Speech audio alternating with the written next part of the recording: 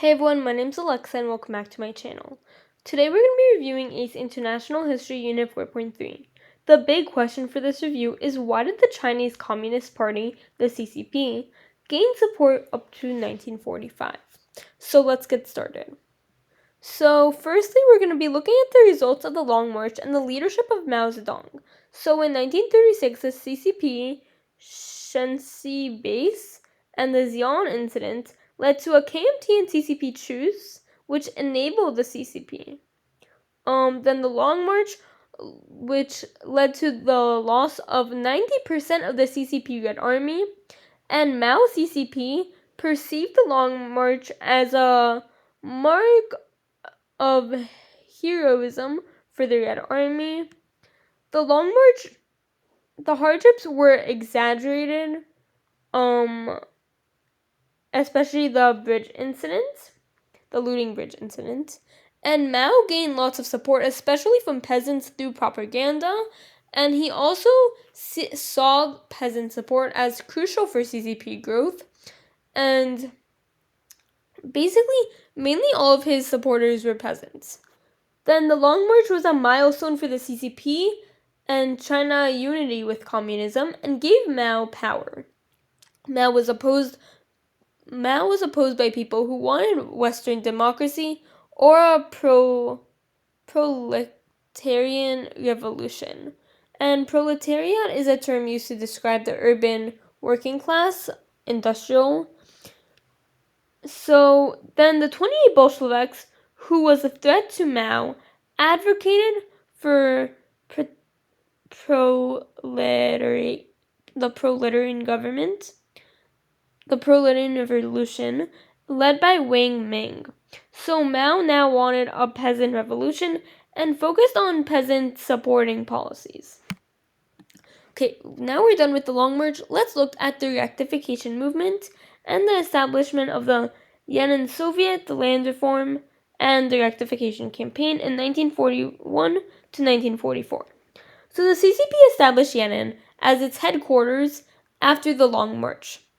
And then the Yan'an Soviet was established around the area. Mao wanted CCP members to live among peasants and provide healthcare and education focused on land distribution to gain peasant support since his main viewers and supporters came from the peasants. Then the CCP accomplished a lot in Yan'an and was evaluated by Roosevelt's Dixie mission. So the CCP was able to gain control what foreigners saw and his dark stuff. And then Mao got political ideas in Yan'an and he wanted a democratic dictatorship. So the CCP opposed peasant instigation revolution thought by Mao and the rectification movement by Mao in 1941 to confront opposition. King Shang's leadership led to the rectification movement and terror campaigns. Many were forced to kill themselves, and thousands were tortured and arrested if they didn't agree with Mao and went against Mao.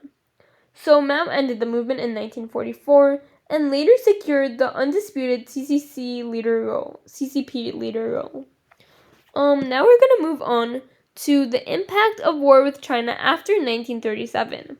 So it led to an increase in CCP support because of the positive aspects of the Yan'an Soviet shown on communist propaganda, and the organizational phase was what CCP leaders did to spread the influence in rural areas and isolation of KMT-controlled areas.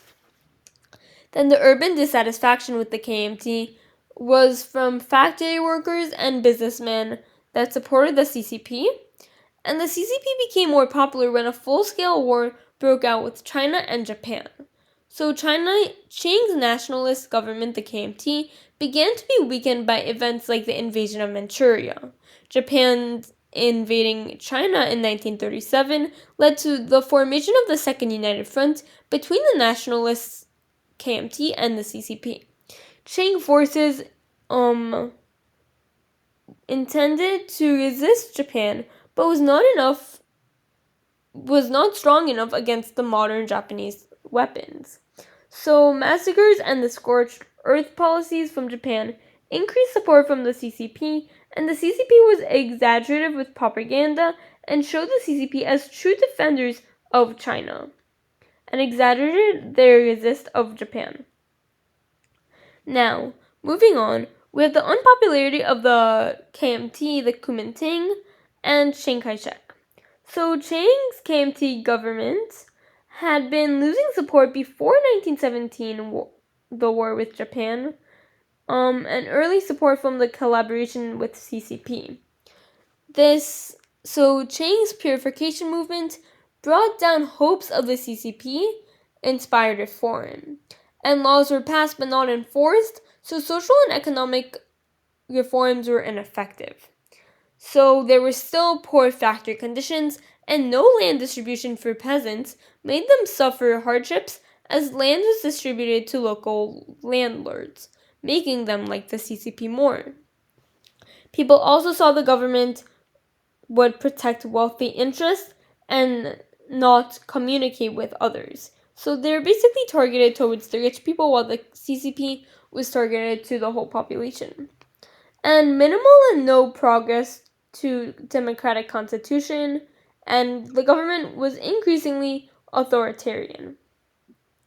Now, the New Life movement promoted traditional Chinese values and militarism and was similar to European fascist ideas.